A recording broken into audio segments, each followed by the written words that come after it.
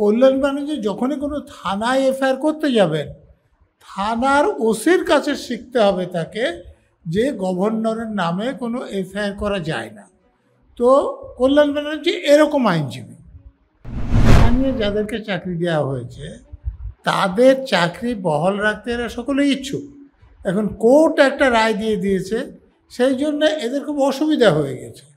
তো সেই অসুবিধার মধ্যে কোনো ফাঁক ফোকর দিয়ে যদি কিছু লোককে চাকরি দিয়ে দেওয়া যায়, তারা সেরকম চেষ্টা করছে। দাগিদের তো নাম থাকার কথা না, দাগিদের যদি নাম থাকে তাহলে তো পুরো প্যানেলটাও বাতিল হতে পারে। এটা তো সুপ্রিম কোর্ট পরিষ্কারভাবে বলে দিয়েছে আগে। কোনো ক্রিমিনাল কেসই করা যায় না, তার বিরুদ্ধে তিনি এফআইআর করবেন কি করে? আইন জানেন তাহলে? উনি নিজের অজ্ঞতার প্রকাশ করছেন, নিজেকে অজ্ঞ প্রমাণ করছেন। আমি জানি না ওনার কী হয়েছে। কুণাল ঘোষের তো ব্যথাটা বোঝা যায়। কুণাল ঘোষকে মমতা ব্যানার্জির স্তুতি করতে হবে, এবং মমতা ব্যানার্জি চাকরি দিতে চাইছে যাদের কাছ থেকে টাকা আদায় হয়েছিল তাদেরকে। এই দু একজন আইনজীবী বারবার আদালতে যাওয়ার ফলে সেটা ভেস্তে যাচ্ছে। তো কুণাল ঘোষের কষ্ট হওয়াটা স্বাভাবিক। এই যে এসএসসি পরীক্ষা, যে সেকেন্ড এসএলএসটি পরীক্ষা, যেটার জন্য আমরা এর আগে প্যানেল বাতিল হতে দেখলাম, একেবারে দাগিরা পরীক্ষায় বসেছিল বলে প্যানেল বাতিল হয়েছিল। আজকে একেবারে সেই মামলা চলছে, এবং সেই মামলা তো কল্যাণ ব্যানার্জি বলছেন যে নীতিশ রঞ্জন বর্মন, যার নাম বারংবার খবরে আমরা দেখতে পাচ্ছি তিনি ফিজিক্যালি হ্যান্ডিক্যাপ বলে তাকে নাকি পরীক্ষায় বসতে দেওয়া হচ্ছে। এখনও সেই শুনানি চলছে, কি বলবেন? দেখুন, কল্যাণ ব্যানার্জি আইন ভালো জানেন বলে আমার কোনোদিন ধারণা ছিল না, এখনও নেই। উনি পার্টির লোক, চিৎকার চেঁচামেচি করেন, জজ সাহেবরা অনেক সময় ওনার কথা শুনতে বাধ্য হন। আমি একটা উদাহরণ দিচ্ছি, তাহলে বুঝতে পারবেন। তারপরে মামলা আসছে। সম্প্রতি তিনি বলেছেন যে গভর্নরের নামে প্রতিটা থানায় এফআইআর করবে, কিন্তু সংবিধানের 361 নম্বর ধারা অনুযায়ী রাষ্ট্রপতি এবং গভর্নরের নামে কোনো ক্রিমিনালের শুরু করা যায় না, এবং সিভিল কেস করতে হলেও 2 মাসের নোটিশের পর। তো কল্যাণ ব্যানার্জি যখনই কোনো থানায় এফআইআর করতে যাবেন, থানার ওসির কাছে শিখতে হবে তাকে যে গভর্নরের নামে কোনো এফআইআর করা যায় না। তো কল্যাণ ব্যানার্জি এরকম আইনজীবী। এখন ক্ষেত্রে সুপ্রিম কোর্ট জাজমেন্টের কোথাও বলেনি যে যারা ফিজিক্যালি হ্যান্ডিক্যাপড আছে তারা বেআইনিভাবে অবৈধভাবে চাকরি পেয়েছেন বলে চিহ্নিত হলেও তাদেরকে পরীক্ষায় বসতে দিতে হবে। সুপ্রিম কোর্টে যেটা ছিল যে বেতনটা তারা কতদিন পাবে সেই ব্যাপার। তো সেটা থেকে যদি কল্যাণ ব্যানার্জির ধারণা হয় যে তাদেরকে পরীক্ষায় বসতে দিতে হবে, তাহলে তার আইন সম্বন্ধে যে ধারণা সেটা বোধহয় একজন পাগলেরও ওর থেকে ভালো ধারণা আছে। কিন্তু আমাদের শিক্ষামন্ত্রী ব্রাত্য বসু তিনিও বলছেন যে এসএসসি তাকে জানিয়েছে একজনও দাগি নাকি পরীক্ষায় বসেননি। শিক্ষামন্ত্রী যদি বলছে, এই লিস্ট মামলা প্রমাণ করছে যে তিনি মিথ্যে কথা বলেছেন। তো কল্যাণ ব্যানার্জি আর ব্রাত্য বসুরা তো একই রকম, একই দলের, একই নেতৃস্থাবক। তো তাদের পক্ষে যা কিছু বলা সম্ভব।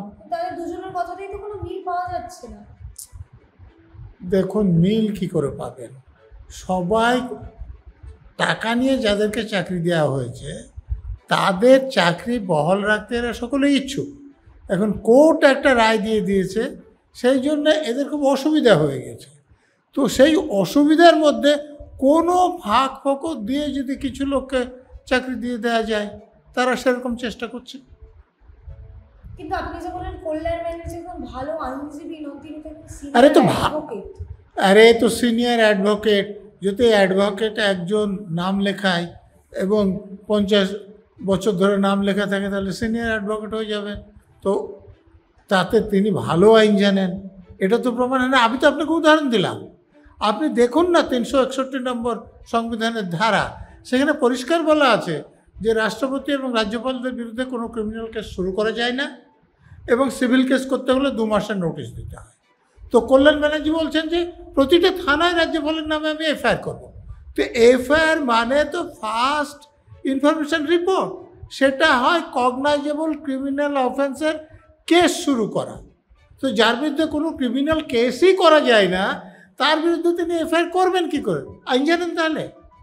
উনি নিজের অজ্ঞতার প্রকাশ করছেন, নিজেকে অজ্ঞ প্রমাণ করছেন। আমি জানি না ওনার কী হয়েছে। স্যার এই যে আপনি যেমন বলেন অজ্ঞ প্রমাণ করছেন, আমরা দেখতে পাচ্ছি কুণাল ঘোষ তিনি একবারে সাংবাদিক সম্মেলন করছেন এবং সেখান থেকে তিনি বলছেন যে মুখ্যমন্ত্রী এবং শিক্ষামন্ত্রী একত্রিতভাবে চাকরি দিচ্ছে, কিন্তু কিছু আইনজীবী তারা সেই চাকরিটা বারবার খেয়ে নিচ্ছে। কুণাল ঘোষের তো ব্যথাটা বোঝা যায়।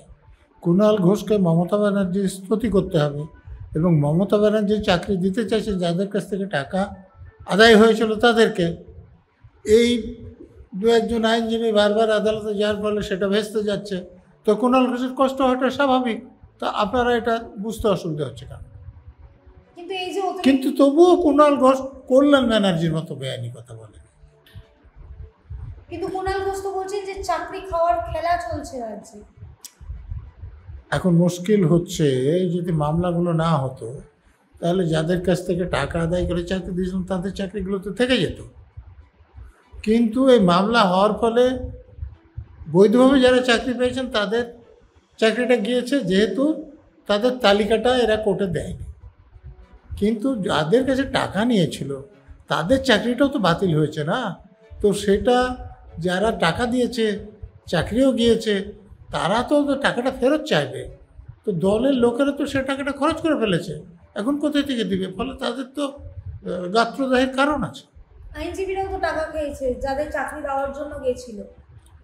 দেখুন, আইনজীবীরা যদি মামলা করে টাকা নেয় তাহলে সেটাকে ঘুষ খাওয়া আপনি বলতে পারবেন না। তারা একটা পেশায় আছেন, সে পেশায় তারা ফিজ নিতে পারে। ফিজ নিয়ে সেটা যদি ইনকামে দেখান, ইনকাম ট্যাক্স দিয়ে দেন, তাহলে তাদের আপনি বেআইনি কাজ করা বলতে পারেন না। আপনি অনৈতিক কোনো চার্জ আনতে পারেন, কিন্তু ইলিগ্যাল বলতে পারেন।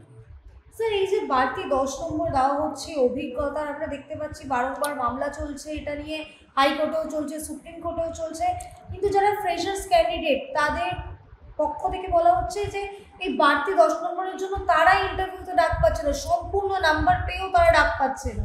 এইটা রাজ্যের শাসক দলের লোকেরা সব কিছু গুলিয়ে দেওয়ার জন্য করেছে। না হলে যাদের চাকরি বাতিল হয়েছে তাদের জন্য আলাদা একটা পরীক্ষা সম্পূর্ণ যে নিয়ম আগে ছিল সেভাবে নিয়ে নিতেন।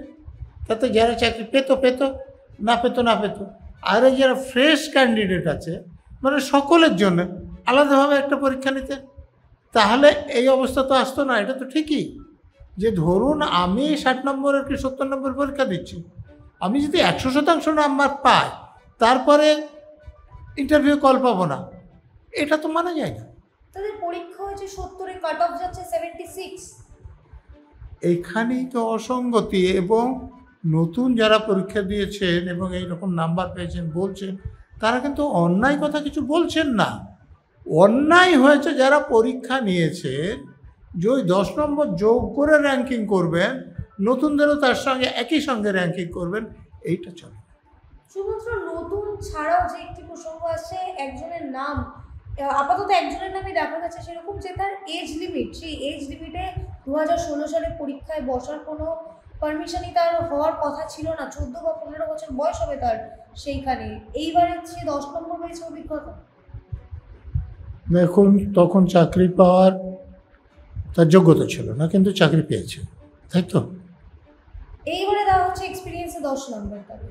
এখন ওইটা আলাদা মামলা। যদি ওই মামলা হয় তাহলে প্রথমবারের চাকরি বাতিল হয়, তাহলে এখন পাবে না। কিন্তু তখন যেহেতু চাকরি পেয়েছে, তখন স্বাভাবিকভাবে তার পরীক্ষা নিলে তাকে তো 10 নম্বর দিতে হবে। কিন্তু আগের চাকরিটা যদি বাতিল করা হয় তাহলে পাবে না। দাগিদেরও তো নাম রয়েছে তালিকায়। দাগিদের তো নাম থাকার কথা না।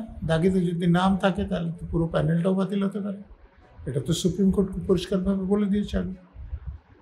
দাগিদের নাম থাকার পরেও কল্যাণ ব্যানার্জি কোর্টে দাঁড়িয়ে একেবারে এসএসসির হয়ে আর্গুমেন্ট করেই যাচ্ছে। কল্যাণ ব্যানার্জির কিছু করার নাই, উনি এই কেস করার জন্য টাকা পান। আর মমতা ব্যানার্জি যা বলে দেবেন তার বাইরে কিছু বলার, আইনজীবী হিসেবে আইন অনুসারে তিনি কী বলতে পারেন কি বলতে পারেন না, সেরকম চিন্তা করার তার অবসর নাই। তাকে যেরকম বলে দেওয়া হয়েছে তিনি সেরকম বলছেন।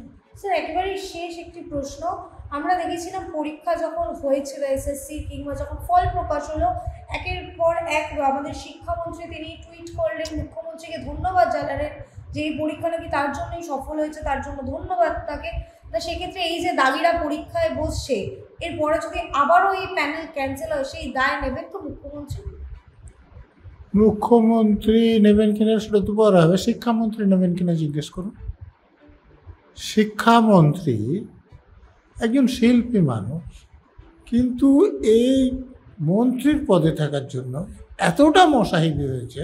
আমি একটা উদাহরণ দিচ্ছি। এই যে বাংলা একাডেমি থেকে মমতাকে পুরস্কার দেওয়া হবে, পুরস্কার বিতরণী অনুষ্ঠান কথা আপনার মনে আছে? মঞ্চ থেকে মমতা ব্যানার্জির নাম ঘোষণা করা হচ্ছে, মমতা ব্যানার্জি মঞ্চে বসে আছেন, তিনি এসে পুরস্কার নিচ্ছেন না, সে পুরস্কারটা নিচ্ছেন মন্ত্রী যিনি বাংলা একাডেমির চেয়ারম্যান তিনি। এর থেকে হ্যাংলামি মোসাহেবির কোনো উদাহরণ আপনি দিতে পারবেন? মমতা ব্যানার্জি যদি উপস্থিত না থাকতেন, তার হয়ে কেউ পুরস্কার নিত সেটা বোঝা যায়।